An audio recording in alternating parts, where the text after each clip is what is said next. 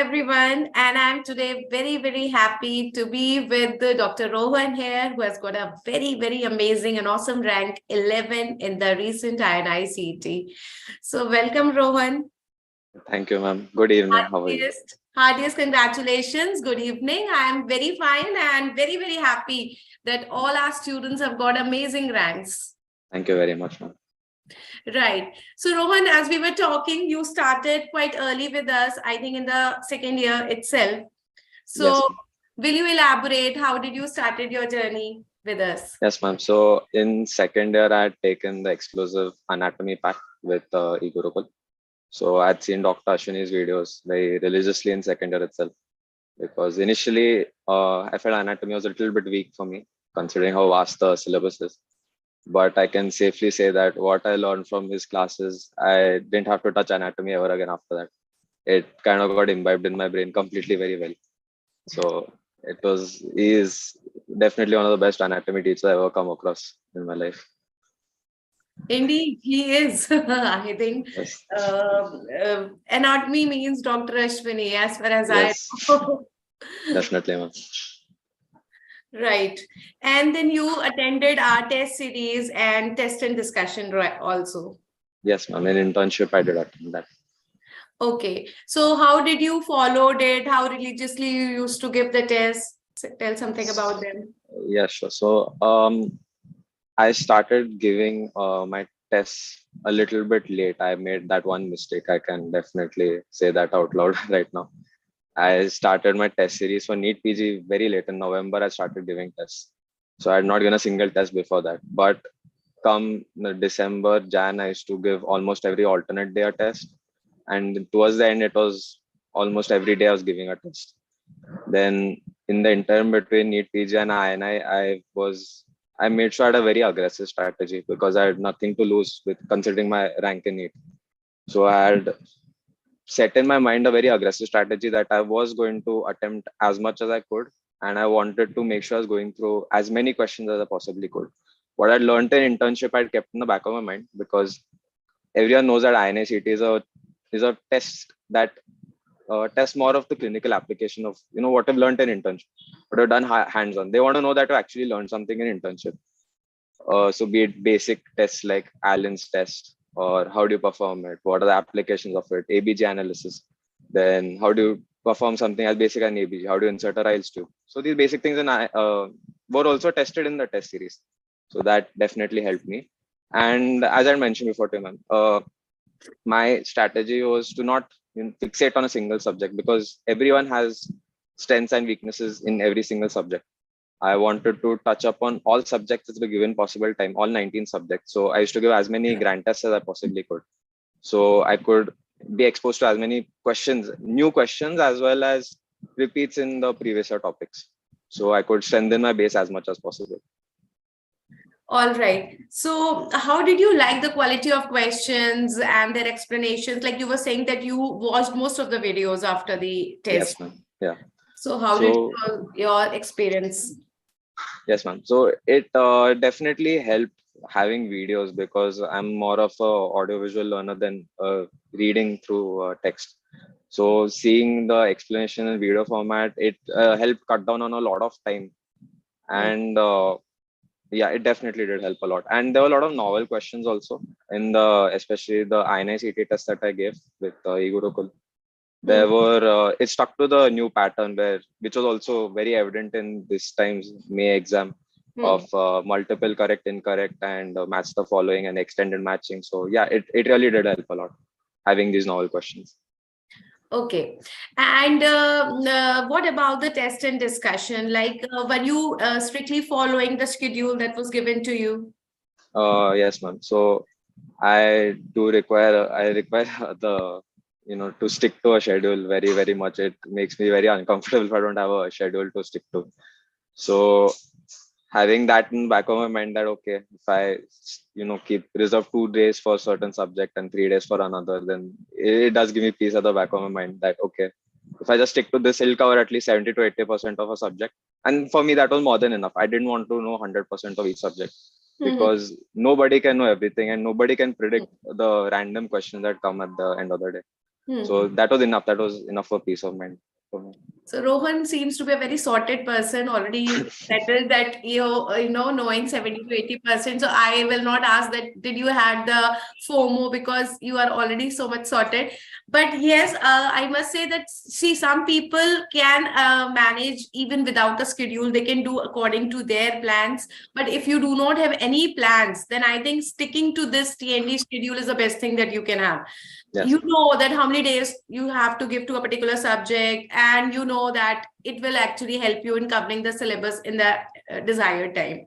So were you Yeah. listening to the discussions, and what kind of discussions you felt they were you getting the updates and an overview of the subject after attending the discussions?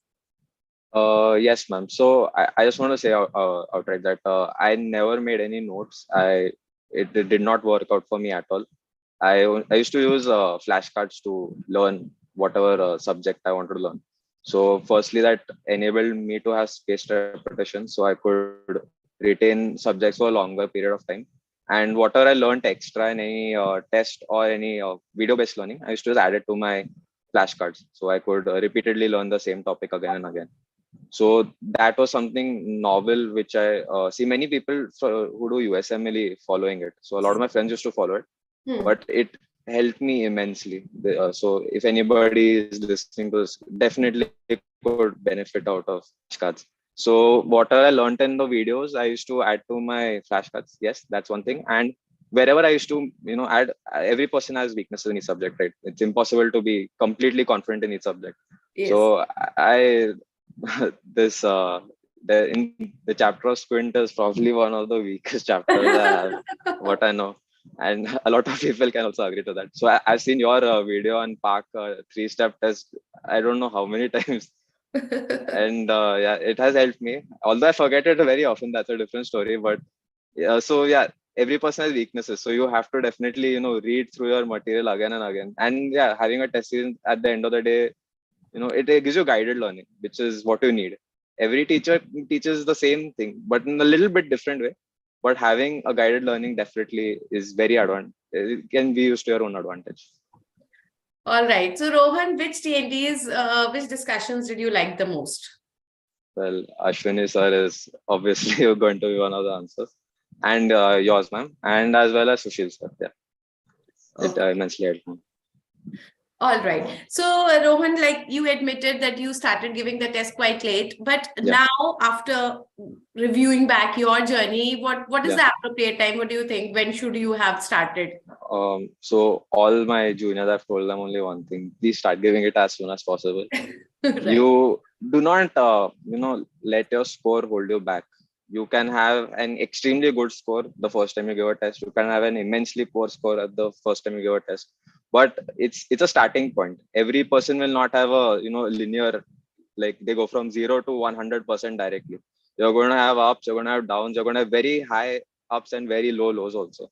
Hmm. So there is a psychological factor also you have to account for. So you're going to have good days, you're going to have bad days, but at the end of the day, as long as your track is going upwards, that is all you need at the end of the day. Nothing more than that. So you have to keep, you have to be very determined. You can't have motivation. You have to show up and you have to keep giving tests. That's the only thing you should do. And at the end of the day, it will work out. That's the only thing you have to keep at the back of your mind. Okay. So, Rohan, like you got such a good rank in INICET. Which subjects do you think should be mostly focused on? That is your accountability, that you say it on the basis of volatileness or on the basis of its importance, its mark weightage. Which subjects should be focused more towards the last? Okay. When I went through the previous papers, be it in AIMS, JIPMER, PGI, I've gone through at least the past 10 years of PGI paper, JIPMER, AIMS, and as well as all the INI recent papers.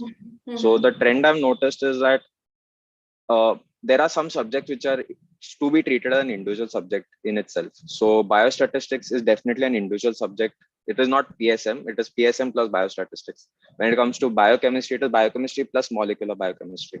So you have to have that clear distinction that there are additional subjects. It is not a clear cut 19 subject. There are these two additional topics there. because they are heavily tested. And when we come to the INI paper as such, since all the institutes are there in this, the first and second year subjects, they form 50% of the paper. And actually, I'd say more than 50% because there were subjects which they're very highly interlinked. You cannot clear cut say that, oh, this is only a question of anatomy. So they can show you a small thing like a nerve and they can give you an applied test of it. So that becomes both subjects. So you have to be able to join the dots. That is what is essential. Right. So how much importance will you give to the PYQs? Yes. So what helped me in this exam was definitely sticking to the past year questions. I made that one mistake in it was not giving too much importance to it, but in INI I gave full-fledged importance to it.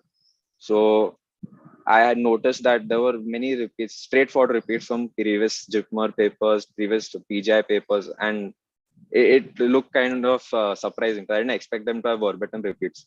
So if you give 70% importance to the past year topics, and I mean topics, not the questions as such, because a topic can be mixed matched in multiple ways. So if you give importance to the topics, you will definitely pass with flying colors. So as you. Yes. Okay. So, Rohan, how was your experience with the tech part? Like academically, you told that everything was fine and it was good.